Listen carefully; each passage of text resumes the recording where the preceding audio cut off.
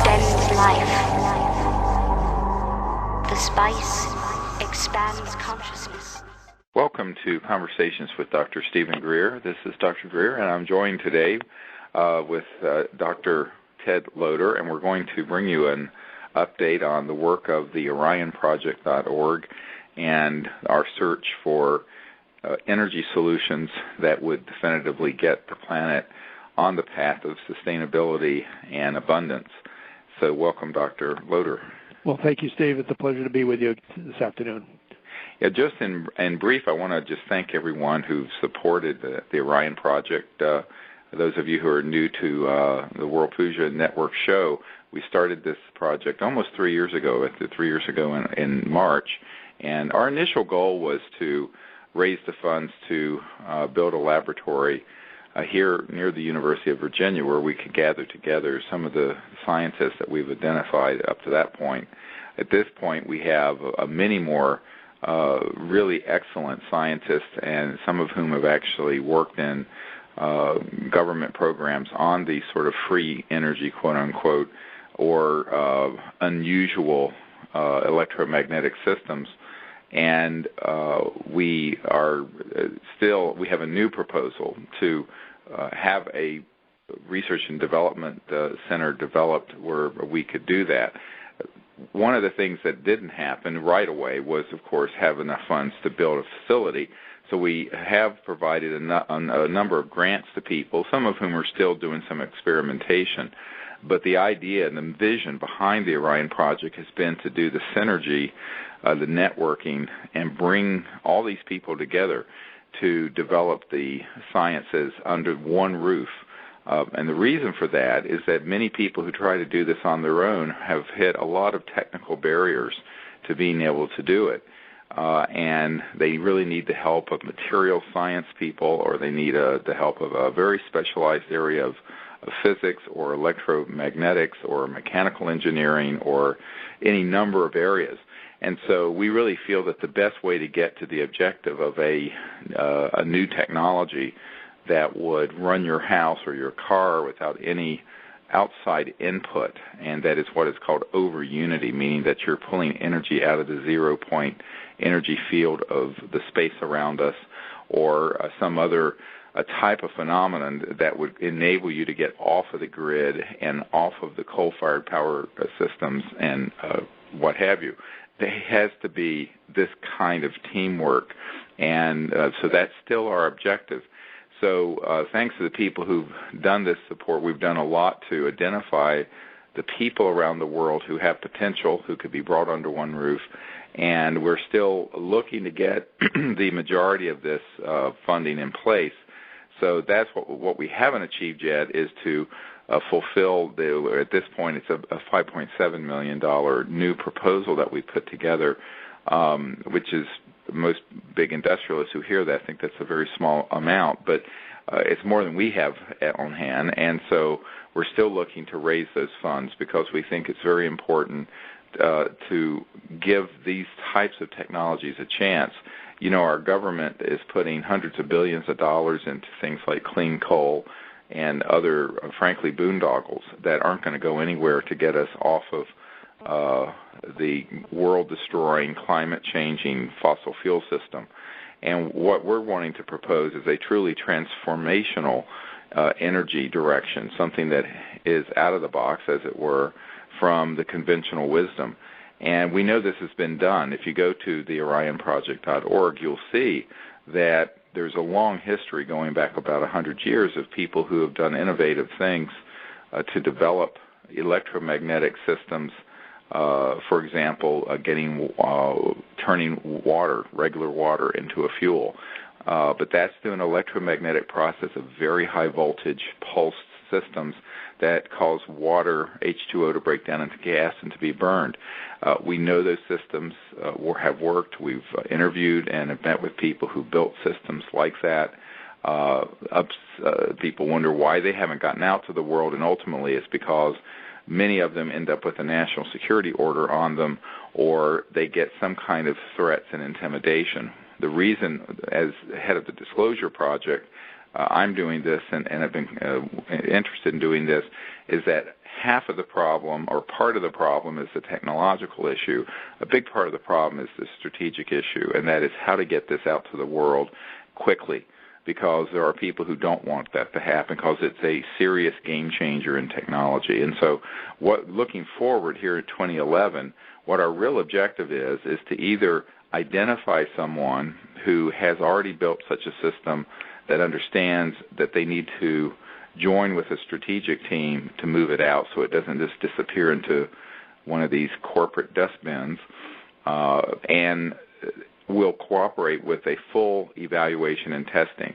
So that's one of our objectives. The other is, of course, to raise the funds to have this facility built and bring these scientists in where we can do this, because we're certain at this point that within a couple of years, and probably less than that, probably within 6 to 18 months, we would have some serious breakthroughs in these technologies, because we have developed an enormous collection of intelligence and information on how these sort of systems have worked, the kinds of high voltage systems that result in a generator putting out more energy than you have to put into it. And so it could be a freestanding source of what people call quote unquote free energy.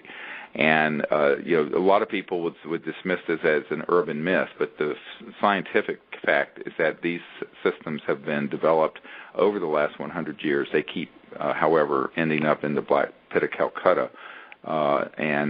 If you doubt that, go to the website, the orionproject.org, and look at the American Federation of Scientists report that recently was released, I think this past fall, Ted, I'm not sure, that stated that even some of the solar systems in 1971 were confiscated and had the patents on them seized by the national security provisions,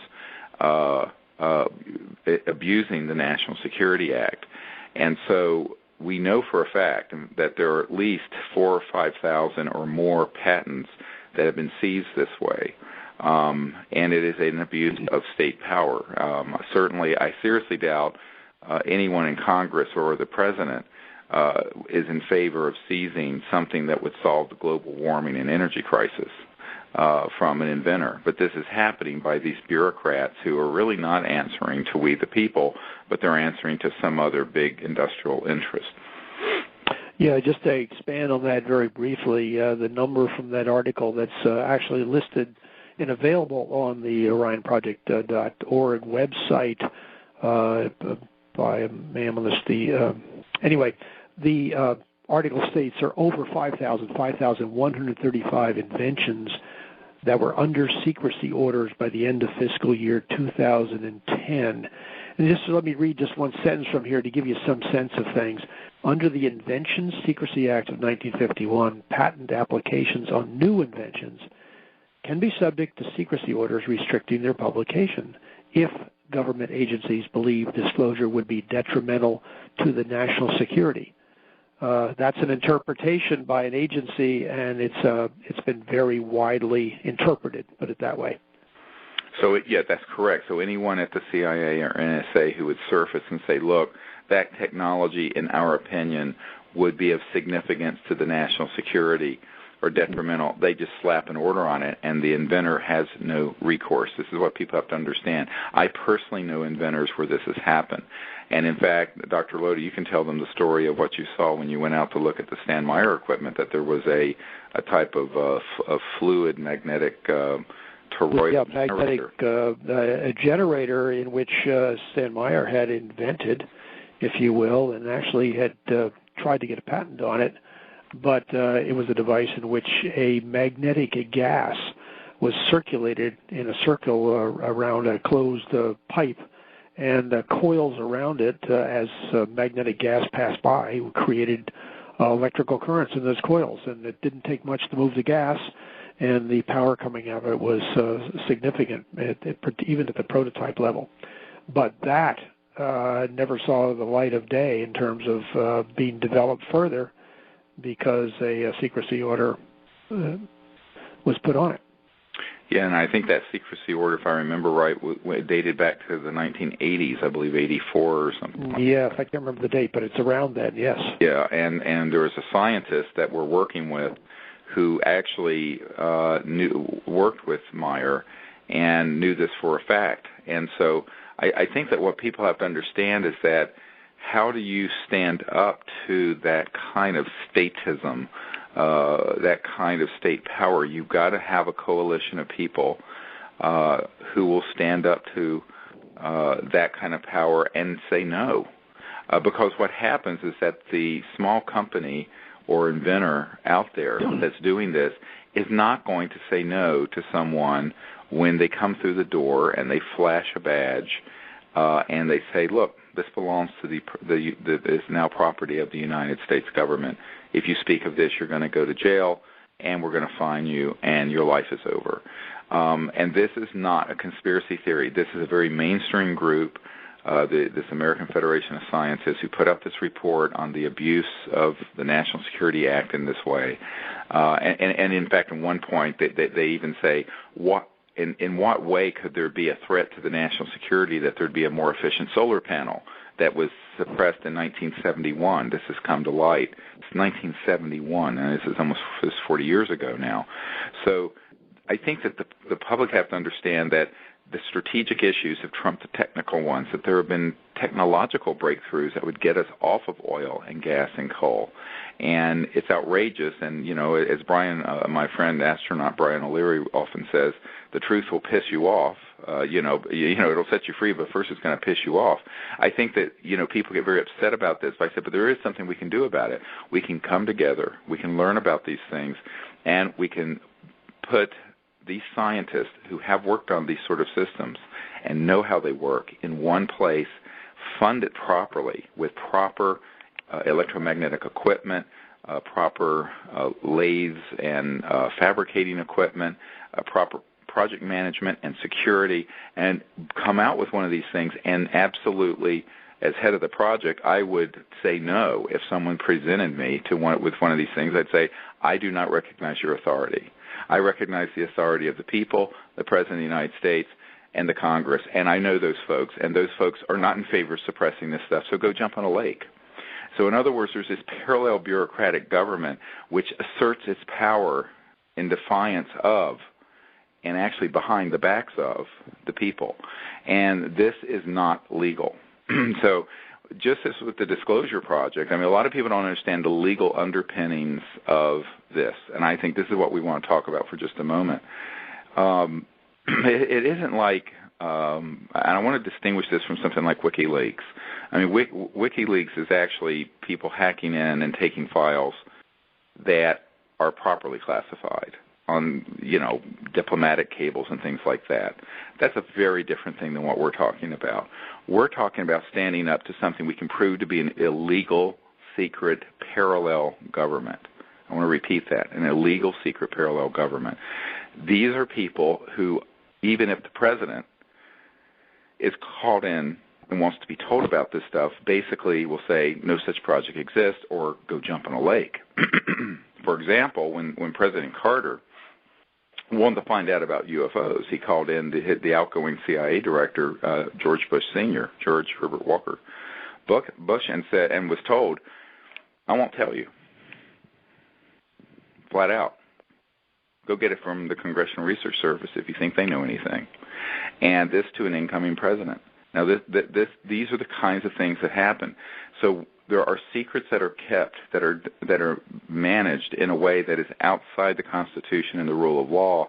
Therefore, by definition, those are rogue programs, very different than a cable that goes from Hillary Clinton to the Prime Minister of Great Britain or something, if you see what I'm saying. We're talking about operations that have developed over since the post-World War II period, that have taken on a life of their own and have arrogated to themselves the right to take money and do certain things. No less a figure than Rumsfeld around 9/11. Donald Rumsfeld stated on the record, and it's in the media, that there's $2 or $3 trillion that were missing out of the Department of Defense budget over the last few decades. $1 trillion. Where did that money go? So this is what we're talking about. It is. Forget about grand theft or even the Madoff scandal. This is trillions now, not billions. and it has gone into operations which have been run illegally and which have deliberately defied congressional committees and presidents and blocked them from knowing.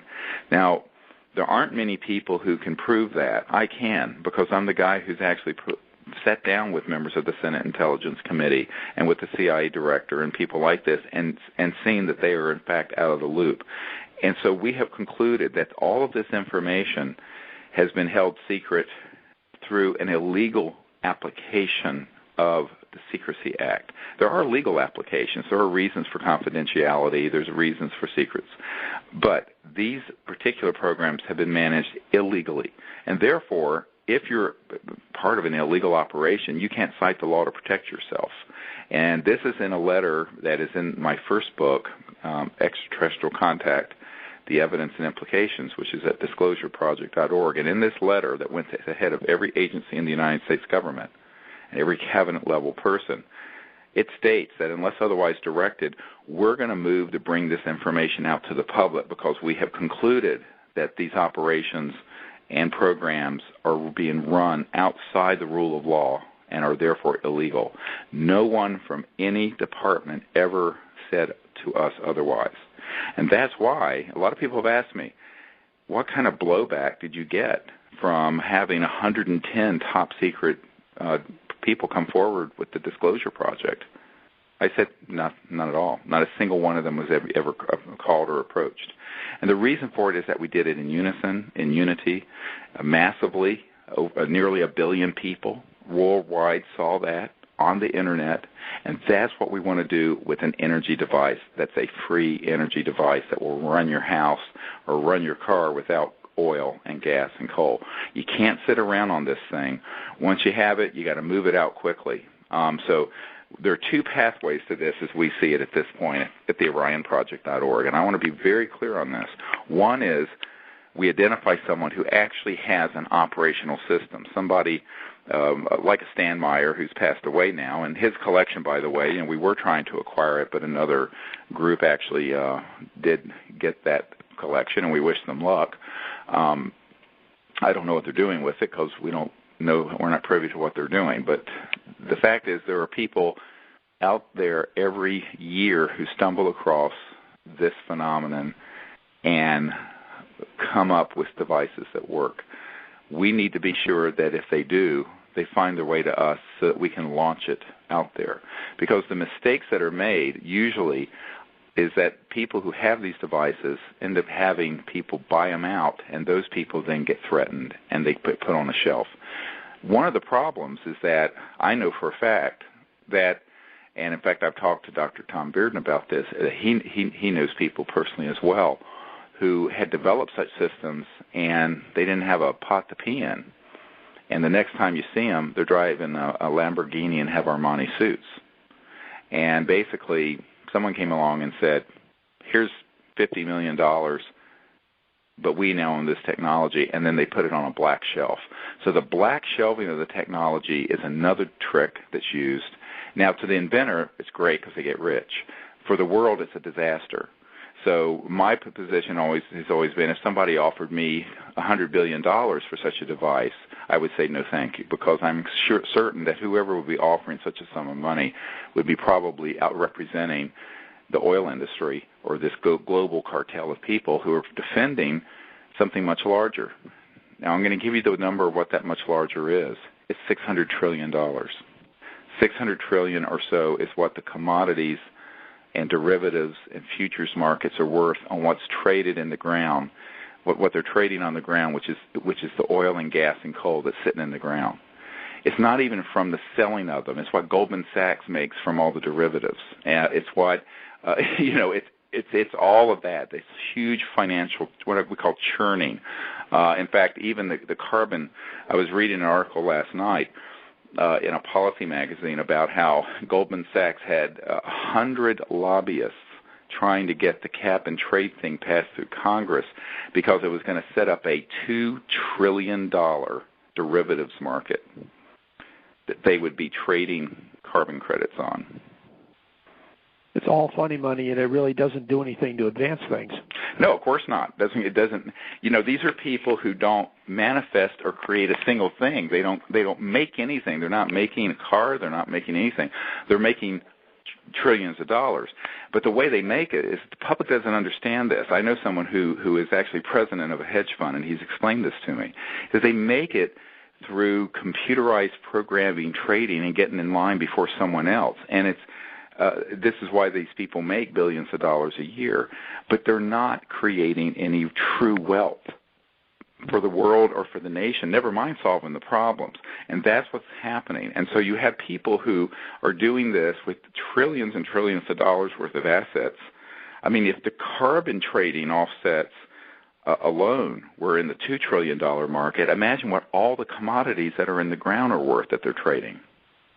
You see what I'm saying? Mm-hmm. So this is where the money is. It's much more than even the Saudis selling oil. That's small potatoes. So basically, when you're taking on these kind of interests, you have to think differently. You can't think with in a normal business way. And this is the mistake that almost every inventor has made. They think they're just going to roll out another iPhone, like Steve Jobs comes up with another gadget. No, because a gadget like that isn't threatening the fundamentals of a $600 trillion trading system based on funny money nonsense that these masters of the universe are getting filthy rich on. So this, unfortunately, this rot and corruption and Wall Street nonsense is what it really calls the shots in Washington. There's no question about it.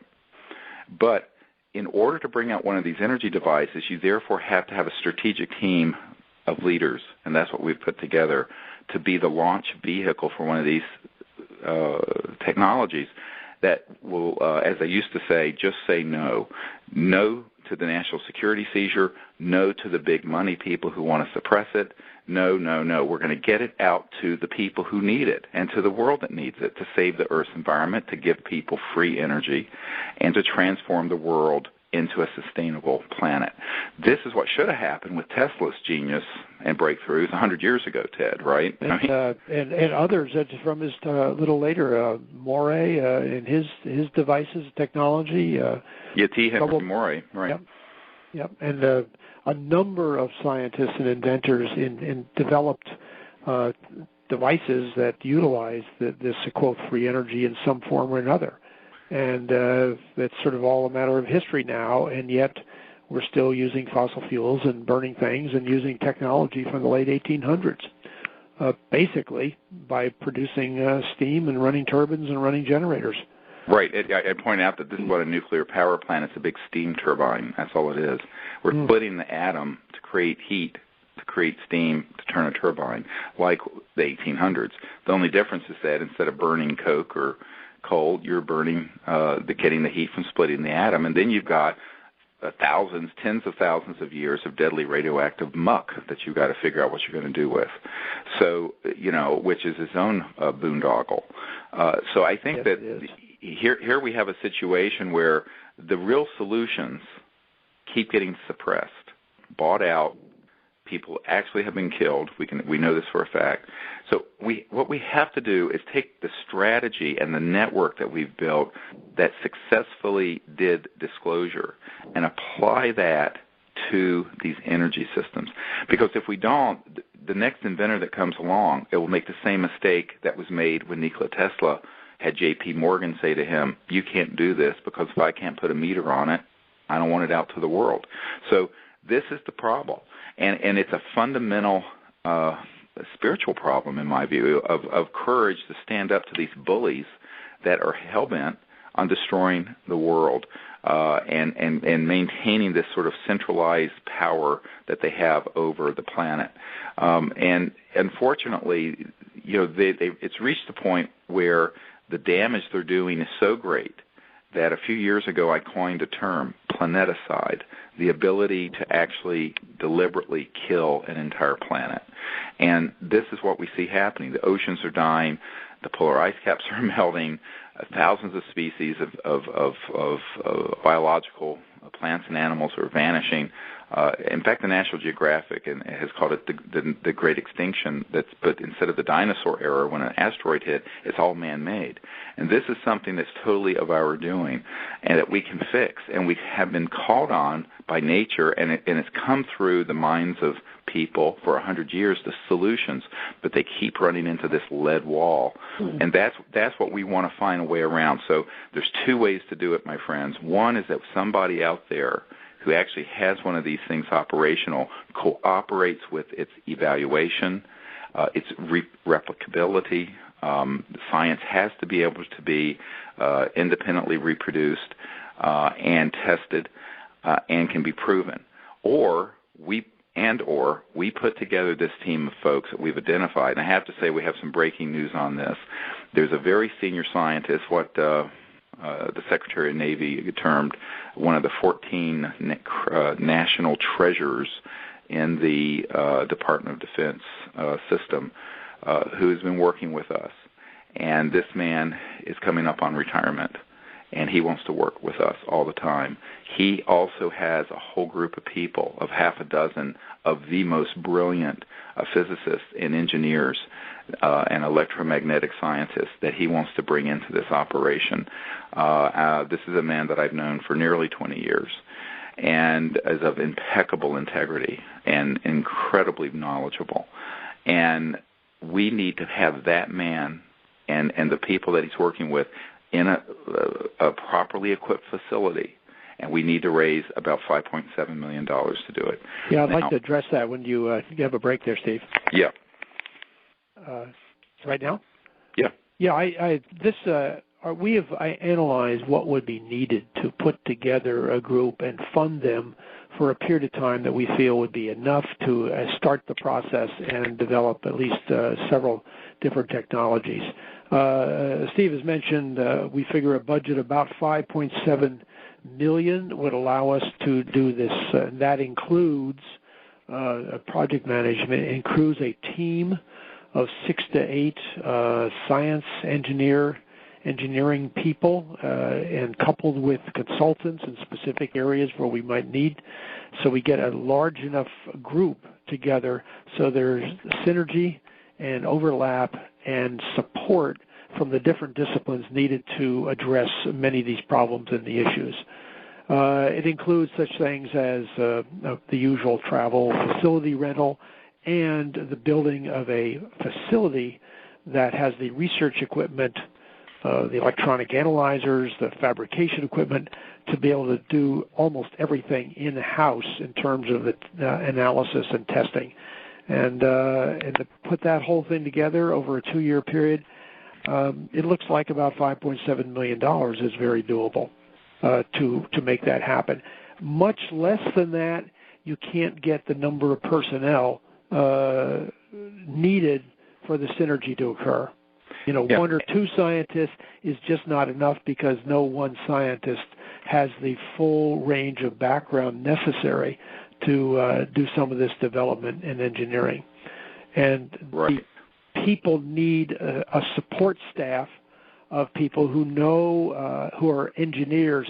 So we have scientists who can conceptualize, engineers who can create the motor, the generator, the device, and perhaps build it in a machine shop to make it all happen. And that's why we need that amount. To some people, it sounds like a lot of money.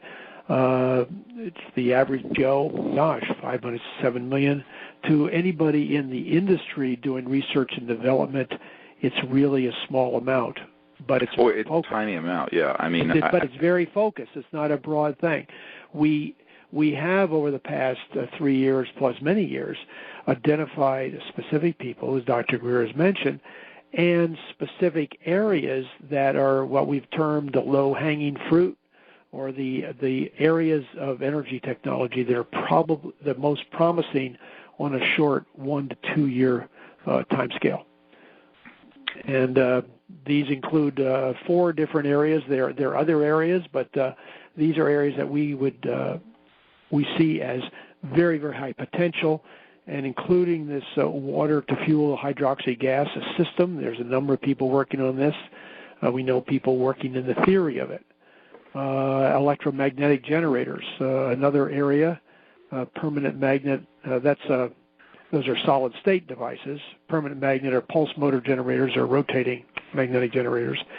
And finally, devices that use what is sometimes called countergravity, electrogravitic, devices that use those phenomena of anti-gravity to produce generators in addition to the anti-gravity thing.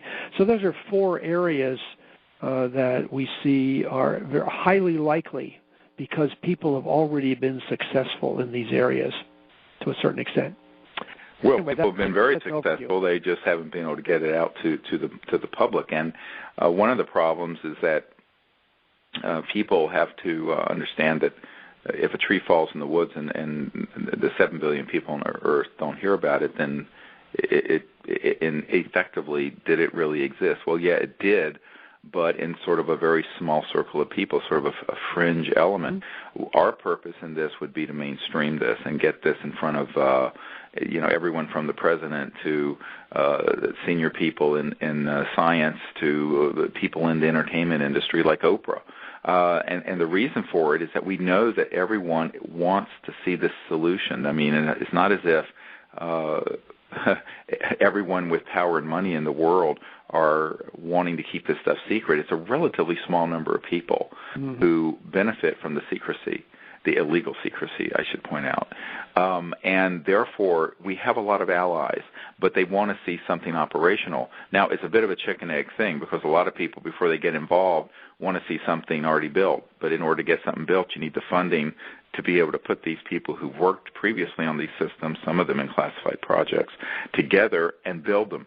So it is a chicken-egg problem, unless some inventor that's listening out there walks through the door with a fully operational system who is sane and reasonable enough to cooperate with the strategic plan to get it out to the public, which is a very, very rigorous process because we have a team of wonderful volunteers. Up to this date, I have to point out that 100% of the funds that people have contributed to the OrionProject.org have gone to actually help study this issue and to the work. No one has received a salary. In other words, Dr. Loder and Dr. Bravo and myself, we have other engineers who are volunteers. None of them are paid anything for their time, nothing, zero. But they're out-of-pocket expenses, obviously. But if what we want to be able to do is to say that these folks are standing ready. They're really on call 24/7. If there is some system that exists already that needs to be properly evaluated, tested, and then reproduced, because if you can't reproduce it, you can't say it's a science. If somebody has something operational and another scientific team can't reproduce that effect, it isn't science, my friends. It's somebody is pulling wool over your eyes. Yeah, or whatever, because real science is reproducible. And that's the sine qua non of science. So we have people to do that, and we're actively searching all the time. In fact, before this phone call, this interview started, Dr. Loder and I were having a phone call conversation about some of the things that are kind of out there percolating that may be existing systems that are in the pipeline. But I think that the most secure way to do this is to put very well-qualified, experienced people under one roof where they can do this with the right equipment. And I have kept emphasizing this is a very expensive proposition because the equipment has to be able to handle tens of thousands to hundreds of thousands or maybe even millions of volts of electricity, but at very low amperages. Because, you're dealing with, when you get into these sort of systems, if you look at what Stan Meyer, for example, was doing, turning water into a fuel using very little electricity, so it was, quote, over unity, meaning that it released more energy than you had to put into it from the electricity. That's because of the unique voltages and pulsed pattern of resonant frequencies of the electrodes that he was using. That's why that system worked. And the equipment and the circuitry and even the devices you need to be able to measure your progress are all highly specialized and frankly would have to, in some cases, be custom made because we deal in a low voltage world. I mean, if you look at your electrical appliances, it says 110 volts on it, which is your household outlet. High voltage in your house would be 220 for your washing your dryer for your clothes. But that's very low voltage, but it's a lot of amperage, a lot of current. But what we're talking about is very high voltage systems and specific resonant frequencies that are extremely low amperages. And so you're using very little power, but the voltages are high. And so you're using very little power, but it's tapping into, and this is the overarching theory I want everyone to visualize, whether you're doing it in water or an electromagnetic generator or permanent magnets. What these things are really doing is that they're tapping into this field of energy that's in the fabric of space-time. And some have called this zero-point energy. Some have called it the quantum vacuum. Some have called it, I don't care what you call it, but there's a huge potential amount of energy that's in the space all around us. This has been proven since the 1800s. Now, tapping into it requires very specialized engineering and physics, and that's what we're talking about doing at this laboratory. And then you can convert a car to run on water. You can make something fly and lift. You can have what looks like a generator that runs your house, but it's off the grid, and it's pulling energy out of the space around it. That's where we want to go with this. But there's a lot of R&D, and you know the budget we have is relatively small. And in fact, some people said, "Oh, well, it's too small." I said, "Well, we are not starting from scratch. We have one of the other exciting things to announce is that we have acquired, and Ted has gone through this, a whole series of files that are on a disk that are thousands of pages, thousands of files of documents." From an intelligence source that was working with someone that both Ted and I have visited this man's lab. And this particular man, who we don't want to name, was being recruited by the intelligence community, and his handler said, "Look, you know, as a show of good faith, I'll let you copy all these files I have on all these secret devices." And so he did, and now we have them. I mean, it's a very long story made short, but that's what it is, and we have all this on a CD now. Mm-hmm. That's a good summary of things because, as I think it's very important to note, we have not only a lot of background information, but we also have a lot of people who, as Dr. Greer has said, have worked in these areas for years, either within the Defense Department or other industries. And they want to work on this stuff now with us and bring some of this out. So we aren't starting from the bottom rung of the ladder. We're partway up the ladder already. And furthermore, we know that some of these things have been developed and made functional in the past. And knowing something is possible in some cases is half the battle toward getting there. Knowing that it can be done. Absolutely. It's one of these things that's, if you understand the principles and you have people experienced in that art, which is who we're talking about, the people who have agreed and want to work with us on this, then you're not talking about starting from scratch because there's 100 years of work that's already been done. It's a much shorter pathway. And that is exactly what needs to happen at the same time that you're putting the strategic team together, which we've done, to get this out to the world because, this year I've been invited to some events that are at the Sundance Film Festival. Well, if I had an operational device, I'd be able to say, look, here it is. And, I just walk right up to Oprah or whoever. So I think that what we want to be able to do is get to the point where we can put this in the network that we've built and say, look, this is not only theoretical, it is operational. So either we have to find someone who has one that hasn't already been snarfed up by the national security state abuse of power, or we have to do it ourselves, and then when the national security state comes a-calling, they know not to come to calling on me because I've already gone through this. I mean, I was approached, to give people a short hit course in the history of the last 20 years, in 1992, the head of Army intelligence offered me $2 billion to shut up, and I wouldn't take it. And then he went to my wife, and all kinds of flattery and chicanery, trying to convince her that I should fold what I was doing and merge with some shadowy operation that he was working on. And I finally said, I'm not going to do it. And this is 18, 19 years ago now. And basically, within 30 days of that, my name was mud, and there's been nonstop defamation of character and attacks on me all over the Internet. But the point is, that is the kind of things they will try. And the average person is not going to say no to a $2 billion buyout offer. In fact, it takes a lot less than that. Okay, yeah, we found that for some people it takes a few $100,000. Depends on the person. He knew that, but I said no, I'm not interested.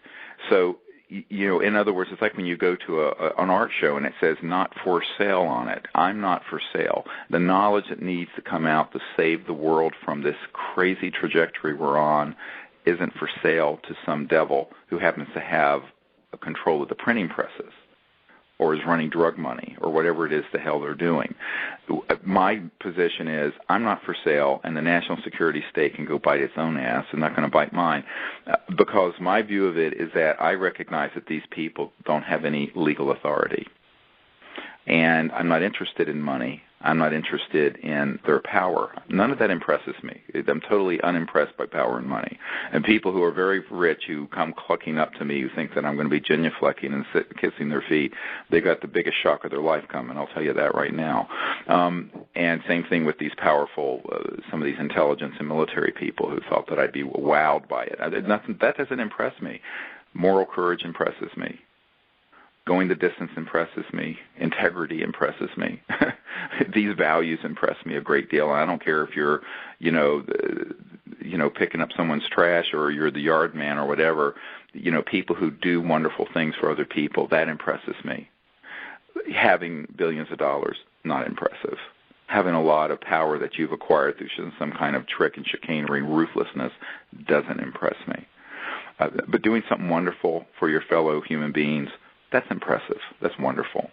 So, when the head of Army intelligence came up, I was just completely unimpressed, to say the least.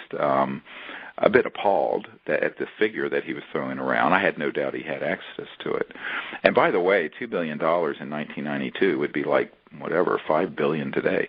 Mm. But anyway, it was a lot of money, and I wasn't interested. But the problem is, and this is the problem, is that most politicians, businessmen, and I hate to say it, inventors who are approached by these kind of devils are going to sell out. And I think that we have to, the team we have are the people who aren't the sellouts. I don't know how else to say it.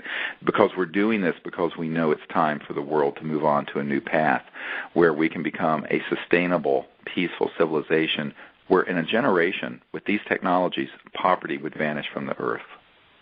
People who are concerned about all the starvation in Africa and India and all the things going on, you are not going to fix it with throwing a few more $1 billion at it. You have to fundamentally change the way we're living on Earth so that people have the ability to irrigate, grow crops, have refrigeration, electrification, clean water with free energy. And then that's the big, huge game changer. But you know what? In the circles, in the intelligence communities, this kind of technology, they have a name for it, disruptive technologies. Mm-hmm. I look at them as life-saving, earth-saving, transformative technologies. They call them disruptive. And it just shows you where their mindset is. They don't want to rock the boat. But you know what? The era of the Vanderbilts and the Rockefellers, they didn't want to rock the boat either with the Tesla stuff, and here we are 100 years later with the world in the state it's in, and they don't want to rock the boat now. At a certain point, you're just going to have to rock it, honey, and deal with it. It's like you're going to have to just deal with it, because otherwise we're headed towards a denouement that isn't going to be pretty. So we're going to have to just accept the fact that this is where we are, and it's time for a group of people to have the courage and the vision to make this change and not be intimidated by the power of the illegal state or the allure of a lot of money. Right. I'd like to hop in here for a moment in terms of the Orion Project again, to just add a couple points that people should be aware of. As a result of what we have learned over the last almost 3 years and nearly 20 years dealing with assorted inventors through the Disclosure Project and early study work, et cetera, we've really come to the conclusion, as Dr. Greer mentioned at the beginning of this conversation, that we are no longer going to be funding individuals working in the garage with an idea that they think might work. We have found this to be a not very productive way of going ahead with the development because of some of the reasons we spoke about, having a team around them and having the background and the support necessary. So we're no longer, we did support some scientists along the way. We had some minor success and some failures. And so, but that's behind us, and we need to move on with our approach. So as Dr. Greer, to emphasize once again, we have two approaches. One is the inventor who comes to us with a device that's already functional. It's testable, as we mentioned earlier. It's self-starting, it's self-charging, it does not consume fossil fuels, produces significant power, not just a couple watts, but in the house, several thousand to 10 kilowatts, several thousand watts to 10 kilowatts perhaps in power, and is a robust demonstrator, as Dr. Bearden often describes, something that is solid, can run for weeks on end, etc. And an inventor is willing to work with us, allow us to test, allow us to reproduce under non-disclosure agreements to really understand the technology so we can decide how to go forward with the inventor on it.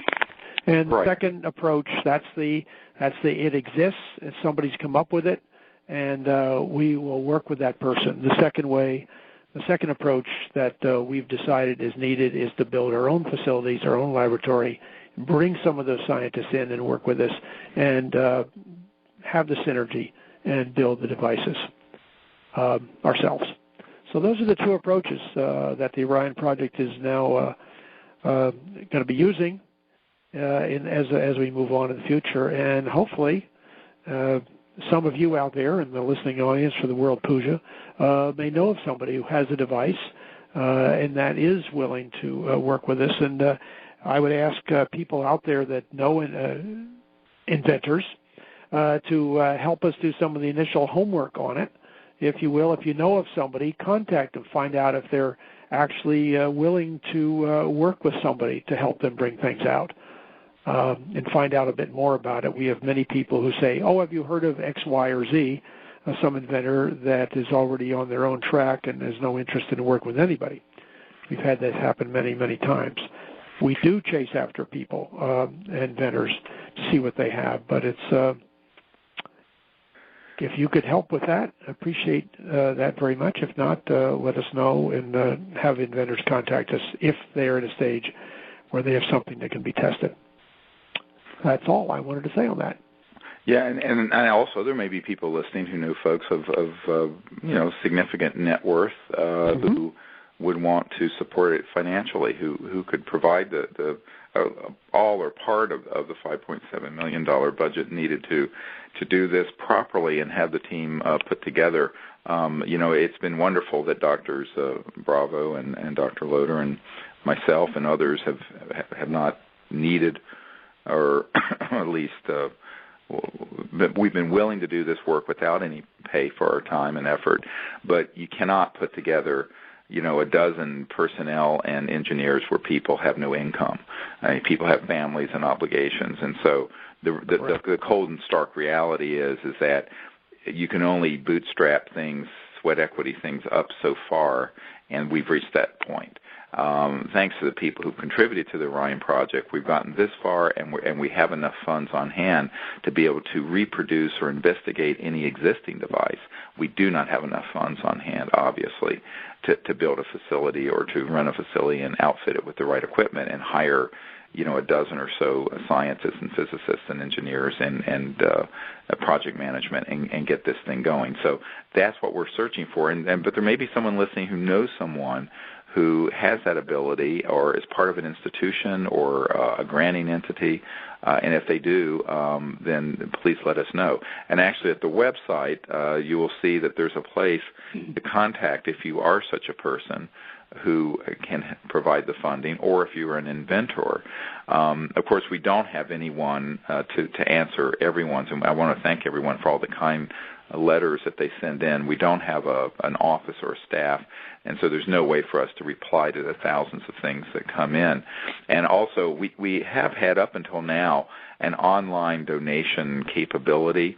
The problem with that is that it kept getting hacked into by people who were, I don't know, I think they were in Russia or Africa, who had stolen credit cards, and they were using the Orion Project merchant account to do $5 and $10 charges to see if the cards were good. And then we were having to then mop up that mess because they kept hacking in and hacking into that system. We then thought we had it fixed, and they continued to do it. And what's the problem with the system is that it means that each donation that's done online has to electronically be done by hand, which would be fine if we had an office and a secretary and a staff and IT people, but we don't. I mean, it's a handful of us who are doing everything. And so that part of the website, when you go there, you'll see it's been taken down. But I wanted to explain why it has been taken down. It's been taken down because we simply don't have any paid staff. We don't even have a part-time staff person to keep track of all that kind of stuff that's going on. It's a shame that the Internet and the electronic world, and it has become so, there's this tsunami of fraud going on out there. And I don't know why they keep targeting the Orion Project site to run these fraudulent things through, but it was basically shutting us down. So we have taken that part of the site off. You can still send a check-in by snail mail, but again, there's no secretary at the other end to write you a nice letter back. So basically, I just wanted to explain that we do appreciate everyone's help. It's wonderful, and we look forward to it in the future, but we cannot do the online donation aspect anymore because we don't have anyone to monitor that literally, if someone does a $10 donation, which we appreciate, there has to be someone on our end, meaning, Dr. Bravo or myself or my wife or someone who literally walks that through the system manually, because if we allow it to be automated, it gets hacked into by these criminals. And this has been going on now for over a year, and it's just we can't handle it. We don't have the time to handle that kind of nonsense. So unfortunately, whoever was trying to shut down the donation part of the website has succeeded simply because we don't have anyone to do that. And so it's going to have to be, the old-fashioned way, I'm afraid, at this point. But I do want to thank everyone who has made contributions, because it's enabled us to not only get the word out about the OrionProject.org, but investigate the technologies and come up with all these really amazing, a whole cache, for lack of a better word, of intelligence files and information and detailed specific plans that can be put into this facility once we have it constructed and staffed. And of course, we do still have, if somebody is an inventor who is out there, they can write to the site, and that will actually, that person's email and there's a technology evaluation form will be sent directly to our engineers, and they will be contacted by the engineers. If there's a major funder, someone who can fund the $5.7 million grant, there is a place for that, for people to write there, and I will contact them as well. But the smaller donations online, unfortunately, we had to change that system and take it down because of the hacking that was going on, and that's just the reality of the situation. I guess if we had some way, if we had an office and a staff working full-time or even part-time, we could handle it, but we don't have those, and so we're doing the best we can with what we got, and so this is the next best thing. But the good news is, during this past several years here, we have done a lot of education of a lot of people about, which is one of the roles of the Orion Project, is to educate people on the reality and the potential of these technologies. And we've also gained a lot of scientists who are very interested in working with us. So it's been, from that point of view, it's been very successful. Well, yes, I have to point out that we just recently in Washington hosted a meeting with several meetings. There was one a couple of months ago with people who were working with the White House on philanthropy and energy issues, and we had people from the Pew Charitable Trust. We had people from a number of walks of life come to meet one of these top secret scientists and have us present this information, and that's going now through the network. It's an educative process, and it's an iterative process, because a lot of people have never heard that you can actually get energy from the expansion of space-time around us and run a generator or get water to run as a fuel in your car. These are very new paradigms, and it is educational. The other thing that happened after that, quite recently, we had the former Minister of Defense of a G7 country come and meet with one of these top secret scientists, who, as well as a very prominent business family, an industrialist family, whose family came also to look at the proposal and hear about what we're doing, and now they're networking it through their system. So this is exactly what has to happen, and of course it takes a lot of time on our part. Dr. Loder's been doing this with me for years, and Dr. Bravo and myself, but we think it's very important because we have to develop the coalition, as it were, and the cooperative coalition of people who understand the science. Even if they're non-science people, they can understand the basis of it, and to get behind this huge paradigm shift that has to happen, so that we don't just say that the only solution there can be is a windmill from the 1800s or something. The physics of this are very elegant, and are actually, once you get your mind around the trans-dimensional science, and that is that when you're using these high voltage frequencies, what you really are doing is that you're tapping into this huge transdimensional field of energy that supports the fabric of space-time, matter, all of it. And that's what you're tapping into. It's not like it's coming from nowhere. It's there all the time. It's like Tesla said, there's infinite energy all around us. And it's there for the taking, and there for learning how to tap into it. And that is a totally different paradigm from burning oil or having wind turn a windmill. It certainly is. It's a totally different mindset, and that is something. And so we're a lot of the efforts we're doing and continue to do, as recently as a couple weeks ago. And as I'm doing this particular World Puja interview, I'm literally packing to go out to Sundance to meet with people to explain to a lot of the folks out there who are concerned about the environment and concerned about energy and the future of the world and poverty in Africa and social justice and things of this sort, exactly what it is we're doing with the Orion Project. So I'm actually en route very quickly to that. So these are the sort of things that we're doing and working all the time to fulfill.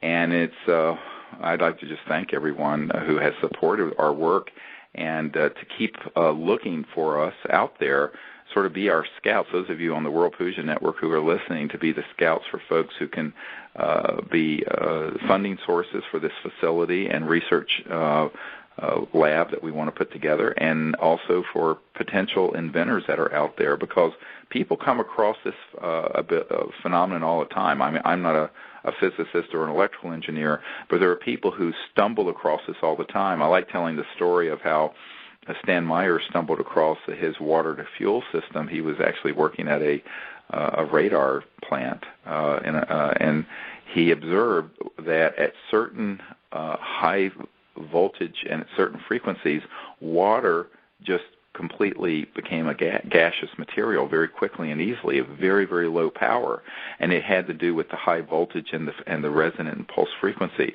So that empirical observation led him and his twin brother to begin to experiment and to develop what they did. And so these sort of things have been happening for 100 years. The tragic part of it is that they always end up getting taken down by a national security order or get taken out by some kind of business chicanery or financial chicanery. But what we're saying is that we, having learned from the past, and this is the one thing that I say to inventors, if you don't learn from the past, you're going to repeat it, because the system is gamed very heavily to be sure that these systems don't get out to the public. And in fact, that is what has successfully been operational for 100 years. And we're trying to put both the strategic thinking and the leadership together to overcome those mistakes that have been made for the last 100 years, so that the public and the whole world knows that we can have free energy and a sustainable civilization. And a lot of people will say, well, you know, what in the world, what's the connection between the Orion Project and Disclosure Project? I said, look, there's anyone who ever studies what a UFO is, they're going to conclude that they're using free energy. You're not going to travel from the Andromeda Galaxy to here, 2.5 million light years, using solid rocket boosters and jet propulsion. You're just not. I'm sorry. Exxon just didn't get there. News flash to Exxon and news flash to the people who were burning things. You know, you're dealing with a whole new physics, and so anyone who has studied the UFO subject and knows it's real and has seen the evidence for it knows that these devices are pulling energy out of the fabric of space-time and actually are trans-dimensional, that at a certain point, at a certain resonance, they look like they disappear and go into another dimension and then reappear at another point in space. Now, interestingly, I've interviewed people who back all the way in the 40s and 50s had been part of experiments in classified projects where they were able to do exactly that. And we have recently worked with a man who for years worked on transdimensional sciences and then got pulled into the intelligence community. Unfortunately, he wasn't allowed to go the distance with us because he was threatened, and a lot of problems came up, and that information's up on the website. But we know for a fact this has been done. So, you know, the one thing I say to people is that the laws of the universe are universal. There's nothing that can be discovered in another star system that can't be discovered here on Earth, and hasn't been. We have discovered these things. And so the wonderful bit about this is that not only are we not alone in the universe, but the sciences that permit us to have a civilization without poverty, with a very green, minimal imprint on the planet by our civilization, already exist. It isn't like they have to be discovered. They've been discovered. That's what the last 100 years did, the 20th century had. What has to now happen is that we have to have people come together and say, we're going to bring them out to the world, okay, and we're going to make it real, not just for people out at Pahut Mesa in Nevada, or in Utah near the Dugway Proving Grounds, or in the outback of Australia at the underground base at Alice Springs. We're going to make it real for the housewife in Denver, and for the poor tribes that are in Africa, and for the villagers in India. So this is the big process that has to happen now, that has been forestalled and stopped by these ruthless interests who do not want to let go of their central control on the macroeconomic system. And it's not a trivial thing. We're talking about, you know, a relatively small number of corporations and individuals who have over half the world's net worth. It's something like 200 or 300 people, and corporations have over half of the net worth of the world, and who control the direction of the macroeconomic system.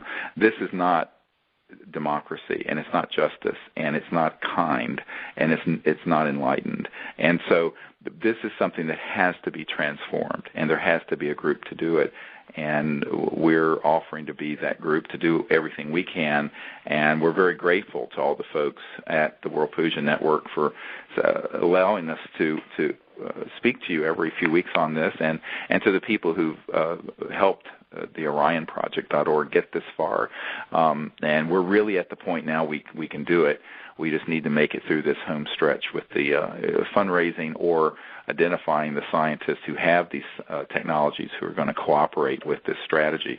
And it is a very unconventional strategy. It isn't your typical business strategy, because, you know, if you were just inventing another software program to run on your iPod, that's not a problem. You're not threatening Goldman Sachs, and you're not threatening the masters of the universe with that.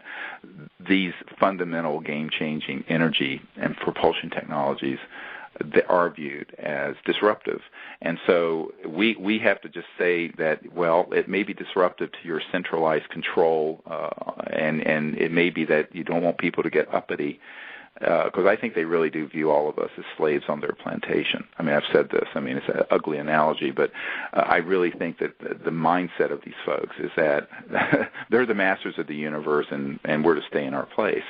Meanwhile, the Earth is being destroyed. So, it's time for us to stand up and say enough, and we're going to fix this problem, and we can, and that's what we're here to do. All right. Well, thank you, Ted, for Well, you're sure welcome. It's a pleasure being on the World Puja Network again. Yeah, and you guys keep going to the orionproject.org for updates as they come along. We'll send them out. If you want to sign up for updates, we don't have that many. We really basically will send you an update when we either get the funding or have a new device that we have identified and tested. But if you want to get in that database so that you're the first in the world to know, you can sign up for free there at the orionproject.org. So with that, I'd like to again thank the World Puja Network for hosting us. This is Dr. Steven Greer with Conversations with Dr. Greer. Bye-bye.